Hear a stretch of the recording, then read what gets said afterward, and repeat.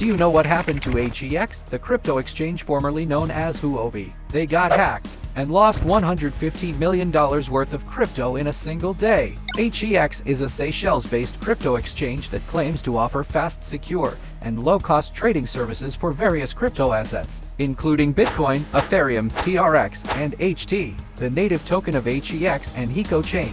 But recently, HTX suffered a major security breach. The total value of the stolen funds was estimated at $115 million at the time of the hack. HTX confirmed the hack on its official Twitter account and said that it had suspended all deposits and withdrawals until further notice. The HTX hack has caused a lot of panic and uncertainty in the crypto market. The price of HT dropped by more than 20% after the hack, while the price of ETH, BTC, and TRX also suffered losses. Many users have expressed their anger and frustration with HTX and demanded compensation for their losses. Some users have also accused HTX of being involved in the hack or covering up the true extent of the damage. The HTX hack is one of the biggest and most recent hacks in the crypto space, and it shows that no exchange or platform is immune to cyber attacks. What do you think of the HTX hack and its impact on the crypto market? Don't forget to like and follow for more updates.